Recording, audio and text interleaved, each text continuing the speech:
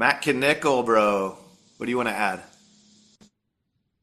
Yo, I just wanted to share just an awesome experience that I've had when I was at Fort Whack. Well, and sorry, I kind of my voice might sound down right now because I'm like not down, but there's the Lord's like doing something really deep in my heart today, and so yeah. So sorry, guys.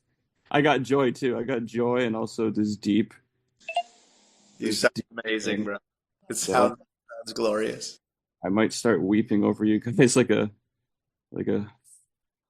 fool for Christ, but like a baby. But yeah, when I was at Fort Whack, Brian, not Brian Head Welch, but Brian, the other rock star, the Brian, what's his name? Brian Schiltz. He he prayed for me, and man, I almost fell, but the Lord was empowering me to stand, and I heard people talking around. They're like, "Whoa, that's powerful! That prayer that he prayed for me." But um, I love it. Like, why I'm bringing this up is because I experienced what, like, I just love experiencing the reality of the gospel, and so that's what happened when he prayed for me because I experienced my marriage with Jesus all of a sudden. It was like I never really knew that that's what being married to Jesus is like because it was like a marriage, like we were like one, you know? Like Paul says, you guys are like one flesh, a husband and a wife, and we're bone of Jesus' bone, flesh of Jesus' flesh. And he fleshed it out for me in my experience because it was like a glorified flesh. Like I could see his garment, and you know how you had that white tent thing there, right? It was kind of this joke kind of thing because he's like, walk over in there. I was stumbling drunk in there, and then the vision happened, and then he's like, walk down the aisle with me. He's like in me, like it was like I'm like I felt as like I was like Jesus, like as if I was standing in his stead and he was standing in my stead with his glistening garment, and it was just so white and pure and lovely, and I just felt like all that was his is mine, and like we're in the same banqueting table, marriage supper of the lamb feast, like his father serving us, and like it was so great. And then I was free, and then I was singing he touched me like in the in that thing together that we were, oh, that karaoke. And yeah, it was, he really did touch me, and hell, through his body through as well, Brian. And one more thing is he actually gave me like a wedding present, a wedding ring kind of thing actually when I was driving because to I went to Nebraska with Audrey and John for a little while after, just to party with them and relax and stuff. And we stopped at this store, and Jesus said, "Go to this one little glass counter." And I was like, "Okay." And then I looked in. There's these cool glass ornaments in there, and and then I'm like, "I don't really see anything I like too much, Lord. Why are you getting me to look in there?" And then he's like, "Look deeper." So I looked deeper, and I was like, "Oh my God!" Because it was this little glass guitar, like this, like probably like 3 inches tall, and there's flames on it because I love flames and I love guitars, and there's also diamonds on it. And he's like, "Here, I'll buy it for you." And I'm like, "Oh, I don't think I have enough." And he was making me know, "Yeah, you will have enough." So so the yeah, long story short, I got this guy to get it out for me, and he looked kind of just like Jesus in a weird way. He seemed like he just started working there, maybe like he just came off the street almost, like he anyway. I it was like freaking 80% off or something. All of a sudden they said, "Oh yeah, you're gonna get this for 80% off." I'm like, "Okay, awesome." And then yeah, every time I touch it, you can feel that same fire that I was feeling that day because he was putting a lot of fire in me and Audrey. And then when we got to their place, he was he pulled a wedding joke on me because instead of walking into their house walking forwards, I was walking backwards because I couldn't walk forward because I was so drunk. he turned me around and he was pushing me backwards into their house.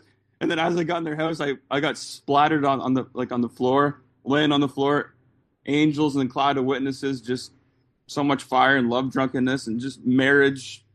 I, anyway, I love that, guys, how we can enjoy the marriage supper of the Lamb every day and like walk down the aisle many times, I think, it's like, why not? Why not? I love that, bro. You should post, get a picture of that. Can you find a picture of that item or take a picture and post it for us? Yeah, I was gonna say I probably should. Yeah. It's so much glory, dude. That's The so Lord. beautiful. That is so beautiful. Oh my gosh. We got some rich mystics in the house, boys and girls. Woo. That's what I love about you guys. Oh my gosh. Yeah. Like you're not just sharing information, you're sharing experiences and experience. Like I know it like God, because I feel it like every time like every time you guys are sharing, because you're sharing this truth of this union that is real to all of us, and it's substantial, and because God is real and because it's real. When Matt, like you're sharing, like we're there with you, bro, and it's like, oh my God, I can't feel my face.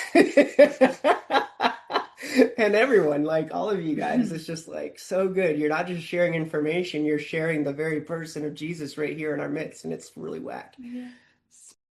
Yeah, I like putting scriptures together. Like I see how they can fit together sometimes. Like a certain word will be in another verse, and then you kind of see them tied together.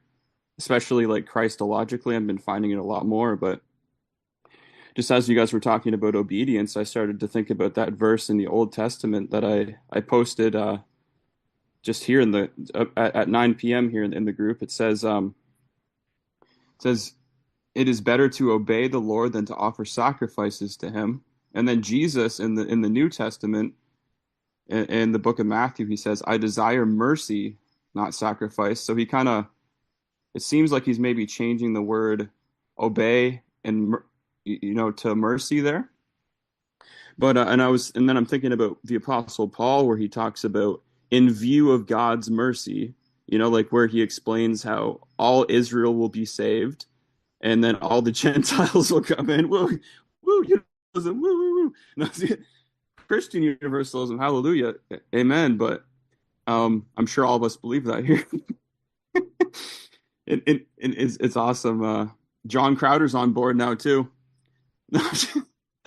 He was probably on board longer than all of us, but he just kind of went public with it last year, which is awesome.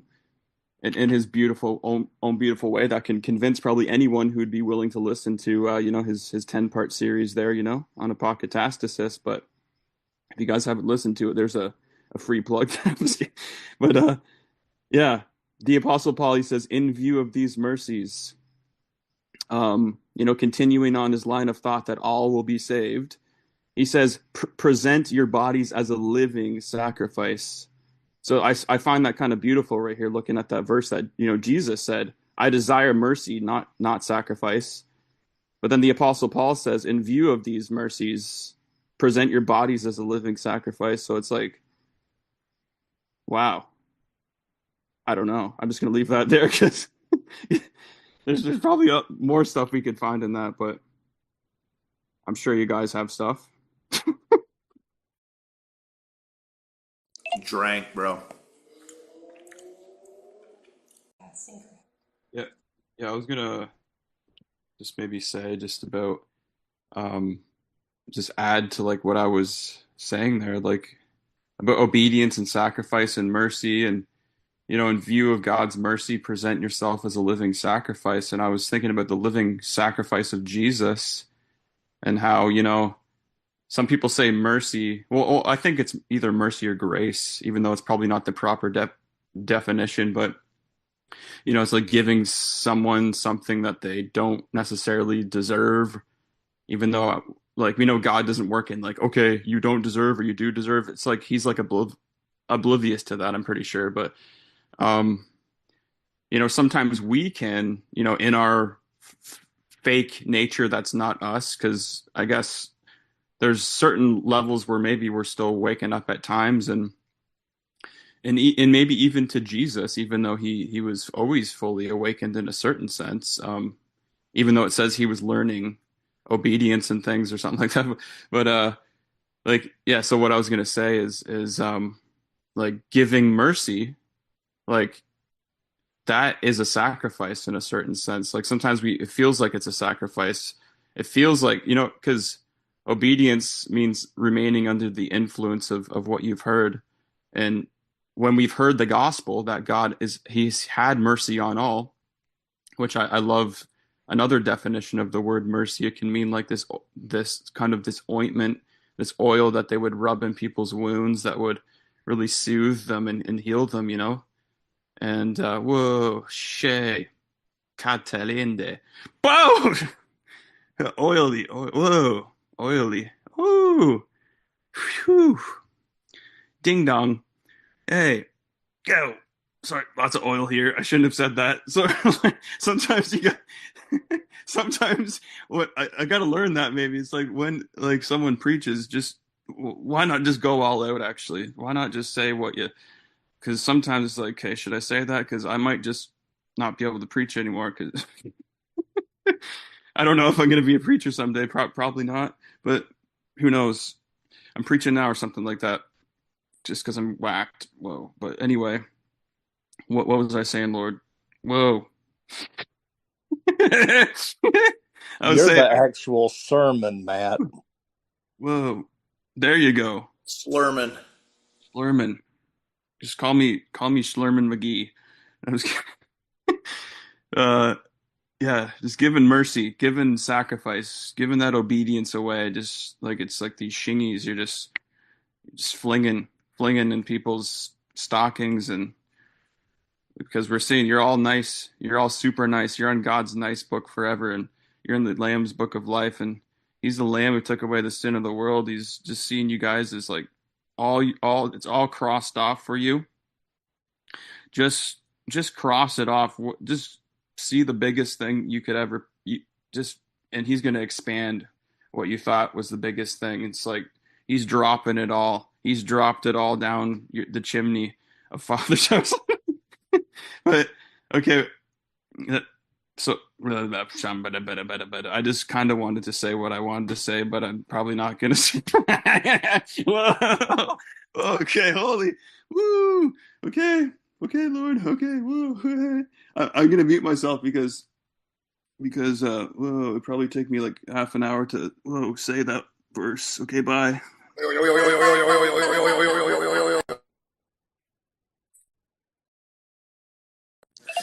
It's so good.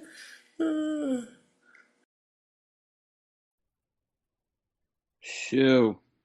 I was gonna add on to stuff that was going on.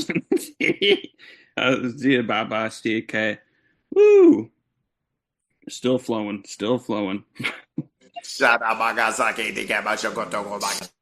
Batika babibi. Whoa, Shay. I thought I got a word though, just for something here, just like a minute ago, because I was looking at this piece of fish that I had sitting on the table for a bit, cooked, and I was leaving it there so I could join the party and here and whoa, one sec. Whoa. I was just thinking how it would maybe like go bad if I didn't, eat it. And then I was thinking, about the manna in the wilderness, how God said the manna, would go bad after a day. So just collect it for the day. And then like, it's like Christ never goes bad. He's the living manna, man. Whoa. Boo! He never goes stale. He just is. You don't even need to try to hoard it. You got the whole loaf. You got the whole living bread from heaven right in your belly. We're married to the bread. We're so fat. We're like fatter than Santa Claus, man. Look at how loaded you are. Like, oh my God. Just give it away. Just receive it and give it, guys. You guys are so glorious in giving. swings Spinksy some shiggies too.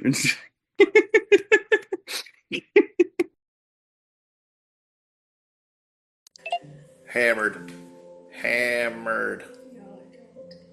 Boy, oy, oy, oy, oy, oy. Ileana, I think you were next. Hey, thanks. Matthew, you're so fun to listen to. You're just like, I'm like giggling over here, just enjoying your whack.